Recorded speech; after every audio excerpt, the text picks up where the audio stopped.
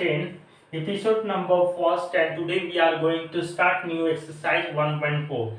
The topic is revising rational number and their decimal expansion. हम लोग जो है एक्सरसाइज 1.3 कंप्लीट कर चुके स्टूडेंट्स। अब हम लोग जो स्टार्ट कर रहे हैं 1.4 को, ठीक है। अब इसमें पहले हम लोग बेसिक चीज को इस एक्सरसाइज में पढ़ लेते हैं, रिवाइज करेंगे हम लोग रैशनल नंबर को और उसका डेसिमल एक्सपेंशन। रैशनल नंबर आप लोग पहले बता दिया गया है कि रैशनल नंबर क्या होता है।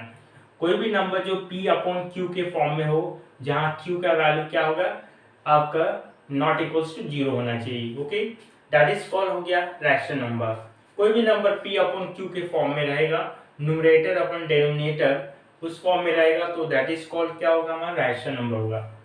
रैशनल नंबर के बेसिस पर हमारा डेसिमल एक्सपेंशन आता है। डेसिमल एक्सपेंशन का टू पार्ट्स होता है, टू टाइप्स होता है, terminating decimal expansion, non terminating repeating decimal expansion, okay.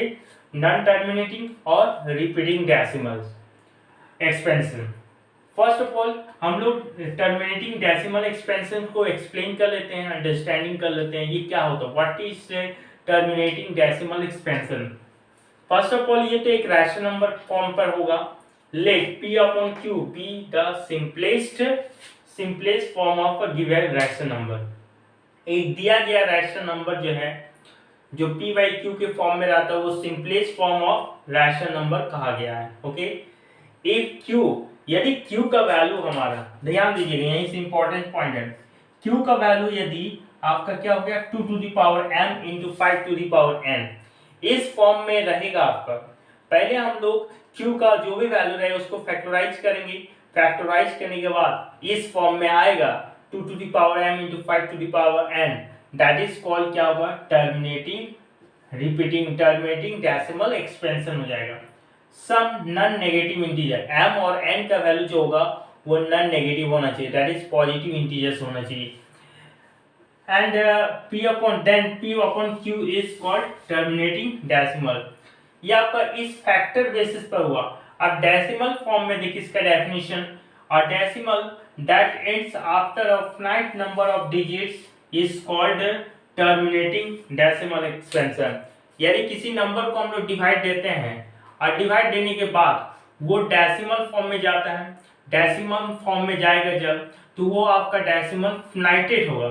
Decimal जो होगा क्या finite number of digit contain करेगा, दैट इज कॉल्ड टर्मिनेटिंग। और जो finite number of decimal places से आपका ये फिनाइट नहीं होगा, इनफिनाइट होगा, दैट इज कॉल्ड आपका क्या हो जाएगा वो नॉन टर्मिनेटिंग। फॉर एग्जांपल में देख सकते हैं 1/4, यानी 1 को 4 से डिवाइड देते हैं तो डेसिमल के बाद देखिए एग्जैक्ट आपका डिविजिबल हो गया, दैट इज आपका ये फिनाइट नंबर ऑफ डिजिट हो गया डेसिमल के बाद, तो ये हमारा नंबर क्या हो गया, ये इस नंबर को हम लोग कहते हैं टर्मिनेटिंग। 5/8, 5 को 8 से डिवाइड किया तो 0.625 आया, ठीक है। ये भी फिनाइट नंबर ऑफ डिजिट है जिसको काउंटिंग हम लोग कर पा रहे हैं, जो एग्जैक्ट डेसिमल के बाद एग्जैक्ट डिविजिबल हो जाता है, परफेक्ट डिविजिबल होता है, दैट इज कॉल्ड क्या हो गया आपका टर्मिनेटिंग, ओके। अब देखिए हम लोग p बाई क्यू, ये 27/80 है, p बाई क्यू के फॉर्म में यानी रैशनल नंबर के फॉर्म में, सिंपलेस्ट फॉर्म में, जहां q का वैल्यू कितना 80 है, ठीक है। 80 को मैंने फैक्टराइज किया तो 2 to the power 4 into 5 to the power 1 आया, ठीक है। यानी इस फॉर्म में आपका आया, इस form 2 to the power m into 5 to the power n के फॉर्म में आ गया। इस फॉर्म में कोई भी नंबर आएगा तो वो क्या, वो गिवन रैशनल नंबर क्या कहलाएगा, टर्मिनेटिंग रैशनल डेसिमल एक्सपेंशन कहलाएगा। नॉन टर्मिनेटिंग में चलते हैं जिसको रिपीटिंग डेसिमल भी कहा जाता है, ठीक है। पहले तो आपको p बाई क्यू के फॉर्म में रहना चाहिए, कोई भी एक नंबर यानी रैशनल नंबर के फॉर्म में रहना चाहिए, ठीक है, जिसमें q का वैल्यू आपका इस फॉर्म में नहीं रहना चाहिए, या डिवाइड देने के बाद डेसिमल फॉर्म में जो आएगा वो finite number of digit contain नहीं करेगा, infinite number of digit contain करेगा। तो इस तरह का p बाई क्यू को हम लोग क्या करते हैं, नॉन टर्मिनेटिंग आपका रैशनल नंबर, नॉन टर्मिनेटिंग यहाँ से बाद आप लिखिएगा non terminating decimal expansion, okay student. और इसी को कह सकते हैं आप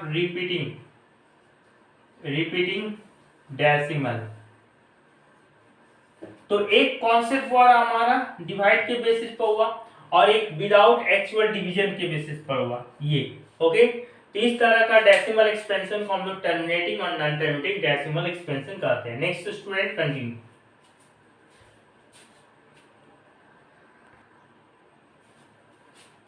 now student next topic, repeating और recurring decimal. What is repeating और recurring decimal?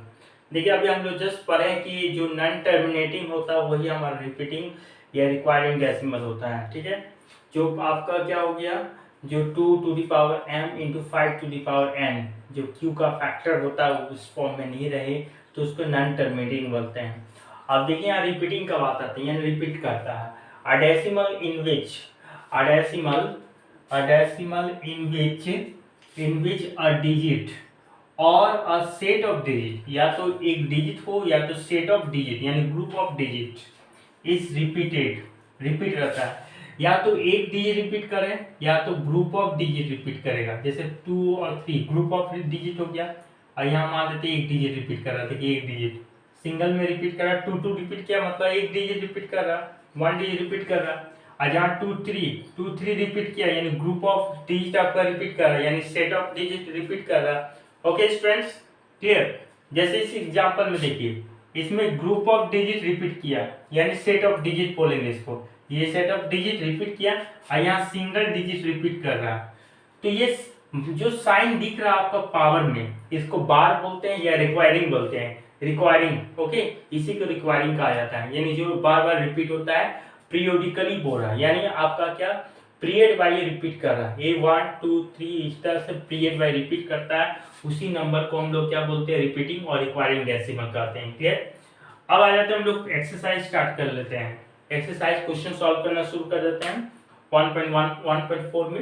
Okay, without actual performing the long division, आपको लॉन्ग डिवीजन से लॉन्ग डिवीजन नहीं करना, यानी विदाउट बोल रहा है। ठीक, विदाउट का मतलब लॉन्ग डिवीजन आपको करना नहीं है, यानी लंबा डिवाइड नहीं देना है। ठीक है, बिना लंबा डिवाइड दिए हुए आपको क्या बताना, state whether the following rational number, जो दिया गया आपका टोटल 10 रैशनल नंबर है, इसमें से आपको स्टेटमेंट देना है, अपना स्टेटमेंट कि इसमें से कौन रैशनल नंबर जो है क्या है, टर्मिनेटिंग डेसिमल एक्सपेंशन, और कौन सा रैशनल नंबर जो है non terminating repeating decimal expansion है, ये आपको बताना है। तो इसमें से बिना डिवाइड दिए हुए, डिवाइड देंगे तो हमारा क्या होगा, डेसिमल फॉर्म में आएगा। एग्जैक्टली डिविजिबल होगा डेसिमल के बाद, तो हमारा टर्मिनेटिंग होता है, और जो एग्जैक्टली डिविजिबल नहीं होता है डेसिमल के बाद, वो नॉन टर्मिनेटिंग या तो रिपीटिंग डेसिमल कहा जाता है। ओके स्टूडेंट, लेकिन यहाँ तो डिवाइड देने तो मना कर दिया है, तो हम लोग क्या करेंगे, तो दूसरा कॉन्सेप्ट हमारे पास है फैक्टराइज करना, यानी जैसे आपका 13/3 1 2 5 है। ठीक है, तो यह हो गया आपका p/q के फॉर्म में, यानी रैशनल नंबर, तो q इक्वल्स टू कितना 3 1 2 5 है। इसको हम लोग प्राइम फैक्टराइजेशन कर लेंगे। फर्स्ट ऑफ ऑल हमारा ये देखिए 3 से जाएगा, पहले चेक कर लेते हैं। तो 5 2 7 7 1 8 8 और 3 11 हो गया, यानी सम करने पर 11 आ रहा है। 11 3 से डिविजिबल नहीं होता है, इसलिए हम लोग ये 3 से नहीं डिवाइड है, 5 से डिविजिबल है, यूनिट प्लेस में 5 कंटेन कर रहा है, इसलिए 5 6 जा 30 हो गया, 5 2 जा 10 5 5 जा, अगेन 5 से 5 1 जा हो गया, 5 2 जा 5, अगेन 5 से 5 2 जा 5, अगेन 5 से तो 5 हो गया, अगेन 5 से हो गया 1, तो 1 2 3 4 5, यानी 5 टू द पावर 5 आ गया। q का वैल्यू क्या आ गया स्टूडेंट, 5 टू द पावर 5 आ गया। तो q का वैल्यू जब आपका 5 टू द पावर 5 आ गया, ठीक है, तो इसमें इसके साथ कुछ नहीं तो क्या है, 1 आपका मल्टीपल है। ठीक है, इसको हम लोग बैलेंस कर सकते हैं। अब किसी बेस टू द पावर 0 का वैल्यू कितना होता है आपका, 1 होता है। ठीक है, यानी आ गया किस फॉर्म में, 2 टू द पावर m, देखिए इस फॉर्म में आ गया ना, 2 to the power m into 5 to the power n, मैंने जस्ट अभी डेफिनेशन आपको बताया। ठीक है, तो इस फॉर्म में आ गया ये क्वेश्चन, यानी q का वैल्यू, तो क्या हो गया, ये रैशनल नंबर हमारा क्या हो गया, टर्मिनेटिंग डेसिमल एक्सपेंशन हो गया। इसी तरह बाकी सब को सॉल्व करेंगे। 8 को हम ब्रेक करते हैं, तो 8 क्या हो जाएगा, 2 टू द पावर 3 हो गया। ठीक है, इसमें भी 1 मल्टीपल है, तो आपका 2 टू द पावर 3 और 1 किसी बेस टू द पावर 0, किसी बेस टू द पावर 0 का वैल्यू कितना होता है, 1 होता है, यानी ये भी आ गया इस फॉर्म में। तो ये भी इस फॉर्म में आया, तो ये आपका रैशनल नंबर क्या हो गया, टर्मिनेटिंग डेसिमल एक्सपेंशन। इसमें से कुछ देखिए, ये क्वेश्चन देखिए 87 नंबर वाला में, तो यहाँ पर q का जो वैल्यू 2 टू द पावर 2 है, 5 टू द पावर 7 है, 7 टू द पावर 5 है, यानी इन दोनों को छोड़ के एक एक्स्ट्रा आ गया ये, ठीक है। तो एक कभी भी देखिए q का वैल्यू जो होगा 2 और 5 के बेस में आना चाहिए, उससे यदि एक्स्ट्रा कोई दूसरा टर्म्स आ जाता है तो वो कभी आपका टर्मिनेटिंग डेसिमल नहीं होगा, तो वो क्या होगा, नॉन टर्मिनेटिंग रिपीटिंग डेसिमल होगा। ओके स्टूडेंट्स, या तो दोनों में से कोई एक अकेला रहेगा फिर भी होगा, जैसे अभी सॉल्व किया हम, इसमें जैसे 2 का बेस आया था, इसमें 5 का बेस आया इस क्वेश्चन में, तो ऐसा कंडीशन में टर्मिनेटिंग होगा। लेकिन जब 2 और 5 के साथ कोई दूसरा टर्म्स आ गया तो नॉन टर्मिनेटिंग होगा, या 2 के साथ 5 को छोड़कर कोई दूसरा टर्म्स आ गया तो नॉन टर्मिनेटिंग हो जाएगा।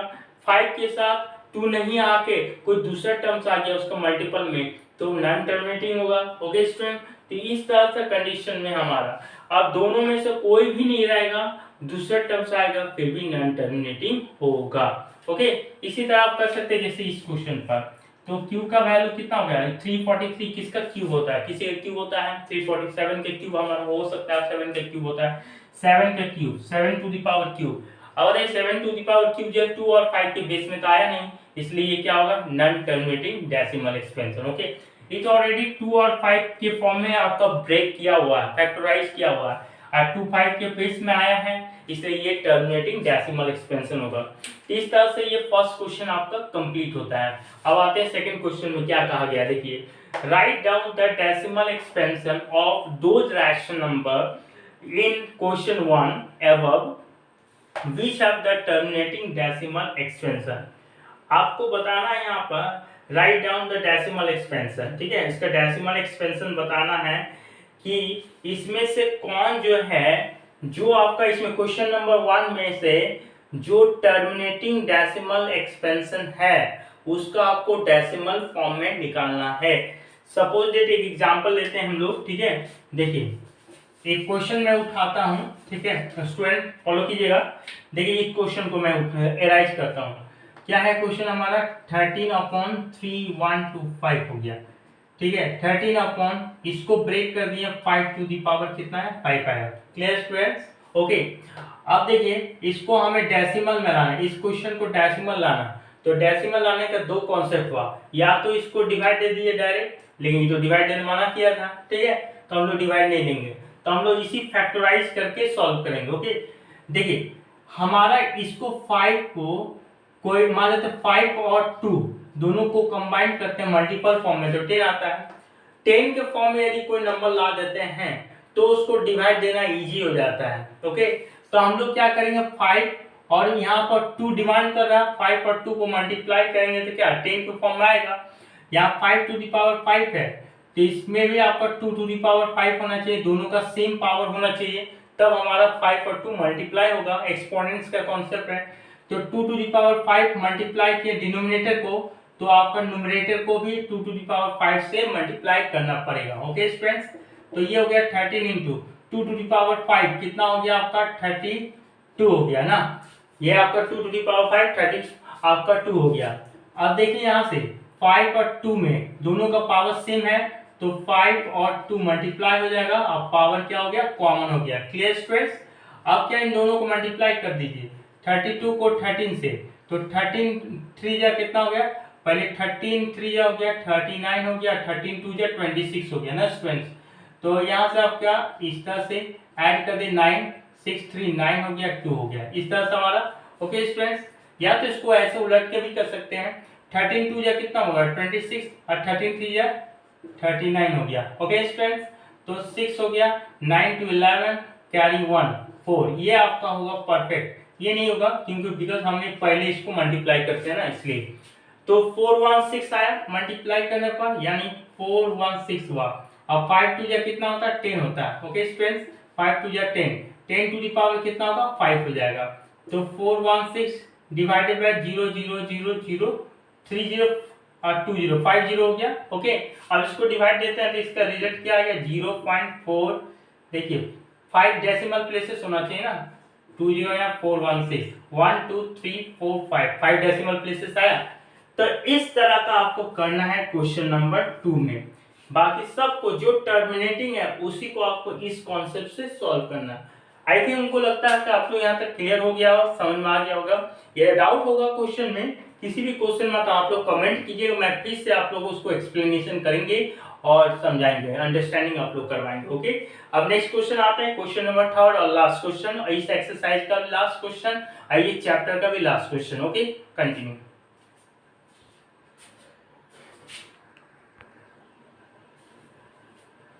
Next question students, the following real numbers have the decimal expansions as given below। ठीक है, हमारा जो दिया गया है फॉलोइंग नंबर, इसका डेसिमल फॉर्म में दिया हुआ है सभी चीज। इन इच केस, हर एक केस में आपको ये बताना, decide whether they are rational number और नॉट। इसमें आपको बताना है कि कौन रैशनल नंबर है कौन नहीं है। If they are rational number, ये यदि रैशनल नंबर में है तो वो पी बाई क्यू के फॉर्म में आपको पहले अरेंज करना है उसको। ठीक है, What can you say about the prime factors of Q? अब उसको क्या करना, P by Q के फॉर्म में अरेंज करने के बाद, शो करने के बाद आपका Q का फैक्टर आपको बताना है कि Q का फैक्टर क्या होगा। What can you say about prime factor of Q? Q का प्राइम फैक्टर से आप क्या कहते हैं, क्या कह सकते हैं, उसके बारे में लिखना है। एट फर्स्ट हम लोग देख सकते हैं यहाँ पे इस क्वेश्चन में, फर्स्ट नंबर वाला क्वेश्चन में, ठीक है, इसमें तो हमारा ना तो रिपीट कर रहा है और ना तो आपका है यहाँ पर इनफिनाइट नंबर डिजिट तक जा रहा है। ये तो हमारा सबसे पहले ये रैशनल नंबर है, यानी इसको हम पी बाई क्यू के फॉर्म में लिख सकते हैं। 43 1 2 3 4 5 6 हो गया, 6 7 8 9 हो गया अपॉन, देखिए डेसिमल प्लेसेस काउंटिंग कीजिए, 1 2 3 4 5 6 7 8 9, तो 9 है हमारा, यानी 10 टू दी पावर 9 लिख सकते हैं। ठीक है, या तो 9 0 लिख दीजिए आप, देखिए 2 4 6 7 8 1 2 3 4 5 6 7 8 9 हो गया 0। ओके, यानी ये पी बाई क्यू के फॉर्म में आ गया, पी बाई क्यू के फॉर्म में आ गया। अब क्यू का फैक्टर बताना है, तो क्यू का फैक्टर के लिए हम लोग क्या करेंगे, देखिए क्यू के फैक्टर के लिए क्यू इक्वल्स टू, इसको हम लोग ब्रेक करेंगे, 10 to the power 9। Okay students, अब फिर अगेन 10 को फैक्टर कर दीजिए, तो 10 को फैक्टर कीजिए तो 2 इंटू 5 आप लिख सकते हैं, होल दी पावर 9, क्या 2 5 जा 10 होता है ना, इसलिए उसको ब्रेक करते हैं 2 इंटू 5।